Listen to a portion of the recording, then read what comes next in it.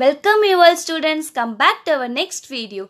In previous class you have learned about some of the physical quantities like length, mass, time, area, temperature, measuring a physical quantity, and you also learn about the units like traditional units, FPS system, CGS system, metric system, and also finally you learn about the SI unit of the system.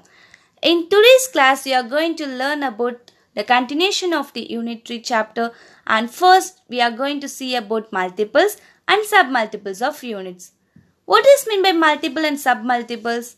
Yes, the factors for creating the larger and smaller forms of a unit are called the multiples and submultiples of the unit respectively, where multiples are always denoted in the power with a positive sign and submultiples are denoted with the negative signs, and where a larger and smaller form of a unit is known as the multiples.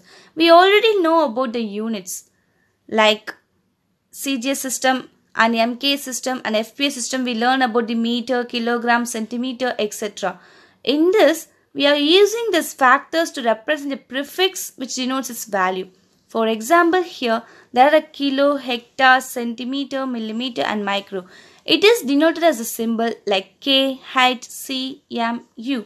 These prefixes are added before the name of the basic units to form the multiples or submultiples of units, where some of the examples are given in this image. Next, we are going to see about the standard meter. After hearing the word meter, we are just imagining our scale. Yes, we are using our scales to point the mark and we are using to draw the line.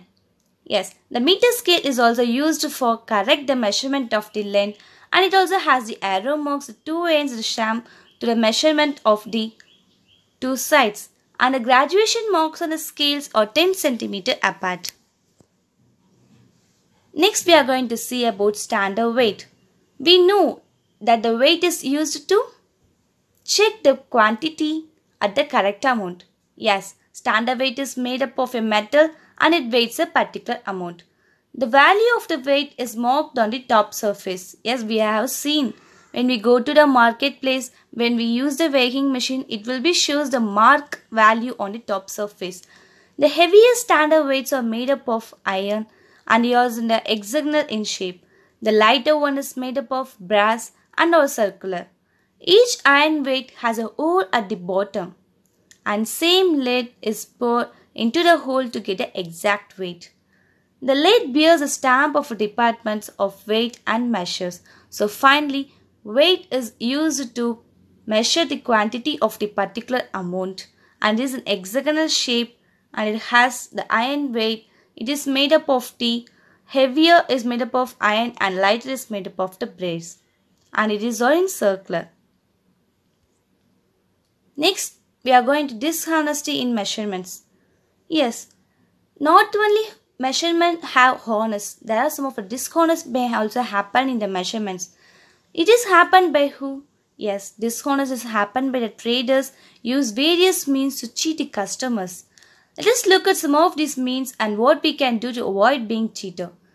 The metal scale used by a trader may be less than 1 meter in length. So we need to check for an error mark and the stamp to make sure that the scale used is authentic. The metal wire used by a trader may weigh less than the proper value. Yes, they are using the weight less than the proper value, so it gives the incorrect value. So in the correct weight, there should be lead in the hole and a proper stamp on the lead. We need to check it. Balance may have the following defects.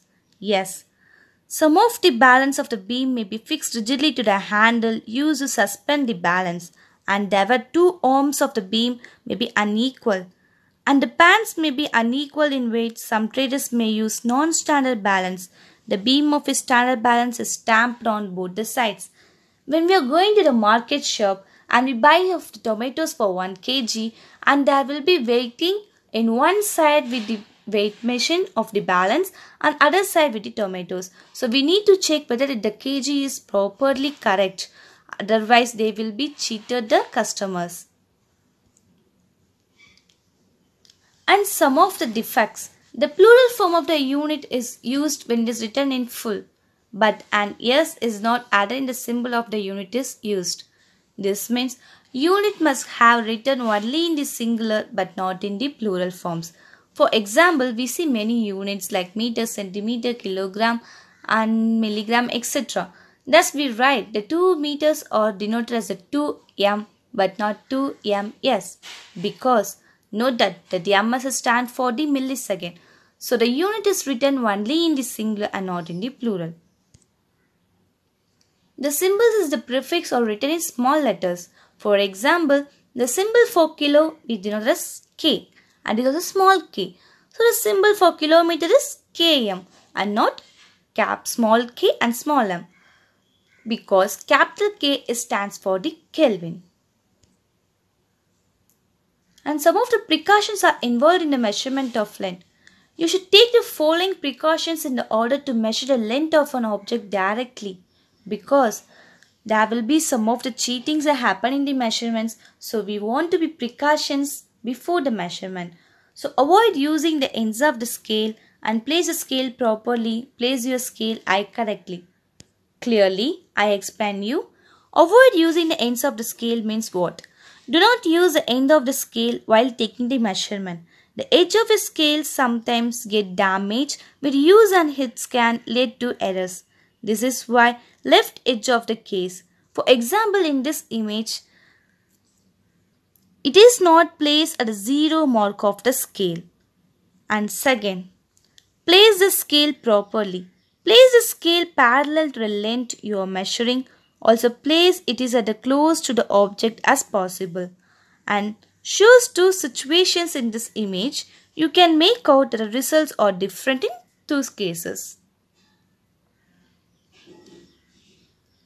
And here we are going to see how the measurements are happened. Some of the scales were using to measure, and it is the place your eye correctly. When looking at a scale placed horizontally, your eye should be vertically above the mark you are reading. Similarly, if the scale is upright, your scale should be horizontal in line with marking you are reading. For example, shows a reading scale. It will be sharpened and place a pencil above the scale. The pencils seen from 3 different positions of the eye are also shown. You can see that in the image, the correct reading is obtained only when the eye is placed vertically above the mark being read. In the other position, the reading is either more or less than the actual value. This type of error caused by the positioning the eye wrongly.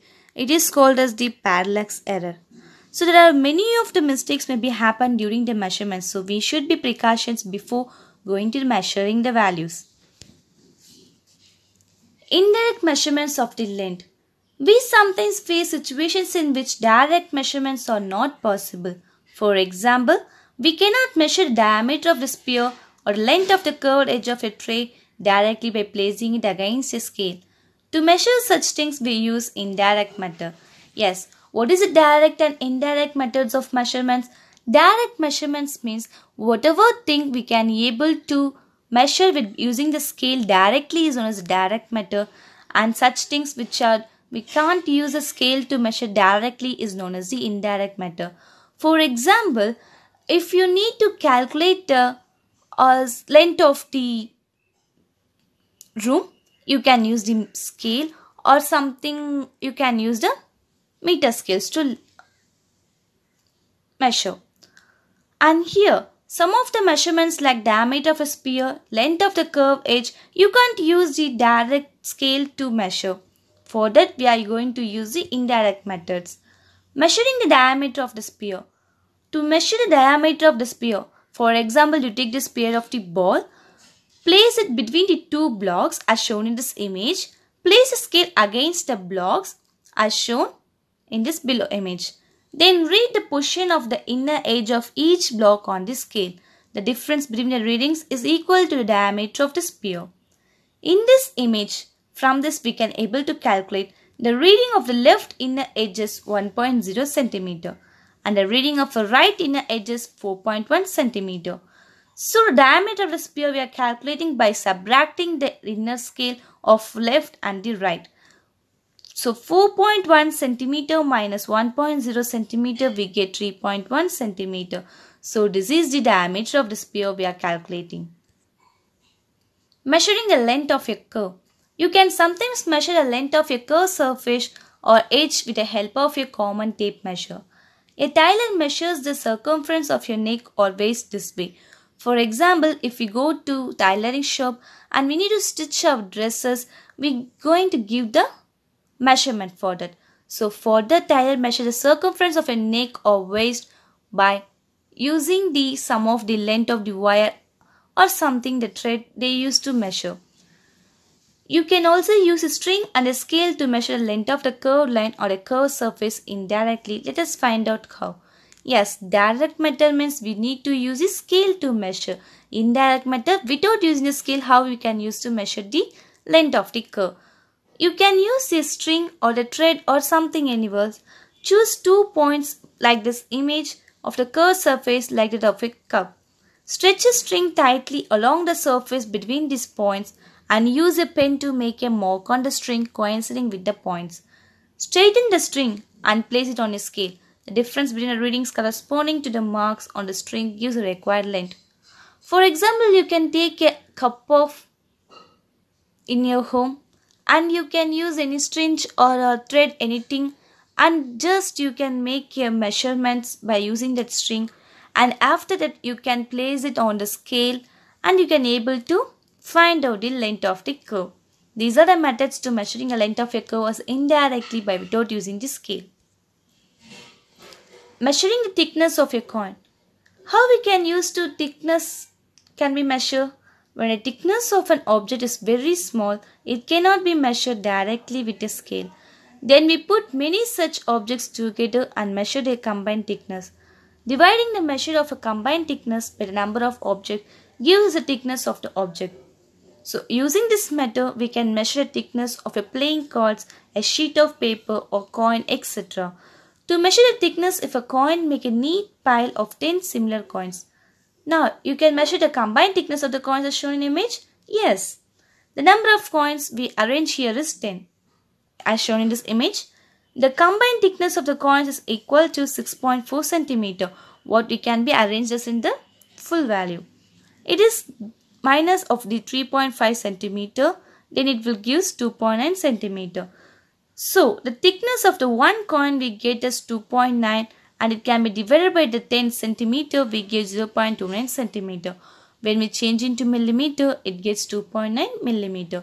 So, these are the measures of indirectly method to measuring the some of the values like curved surface or thickness of the coins, etc. Measuring the thickness of the wire. To measure the thickness of a wire, we can use a principle used in measuring the thickness of a coin. Wind about 30 to 40 turns of the bore around a pencil. If the wire is very thin, wind about 100 turns. The turns of the wire should touch each other, like as shown in this image. Then measure the combined thickness of all the turns with the help of a scale. Divide the measured length by number of turns to get thickness of the wire. In this image, you can see the number of turns where 34 turns we can rotate it. And the thickness of 34 turns is equal to 12.2 cm as we measured in the scale. So it is minus of 10 cm, it gives 2.2 cm. So the thickness of one turn is 2.2 divided by 34, it gives 0.06 cm. When we can change into millimeter, the diameter of the wire we get is 0.6 millimeter. Yes students, I hope that you are clear and understand about these topics, and there are some of the continuations in this topic we can see in the next video. Now here are some of your worksheet. The first question is, explain how would you measure diameter of a table tennis ball. Yes, I show you the how you can measure the diameter of the sphere. Like that you can be able to measure the table tennis of the ball. You can write this question in your own. Long answer question is, describe the precautions required while measuring the length. Yes, I say some of the precautions to require while measuring the length. So make it as a point and write. The first filling the blanks is correct symbol for the kilometer is. You need to find the answer and write. Okay, students, also submit your work. I hope that you are understand and clear about the topic, students. I see you in the next video, students. Thank you, students.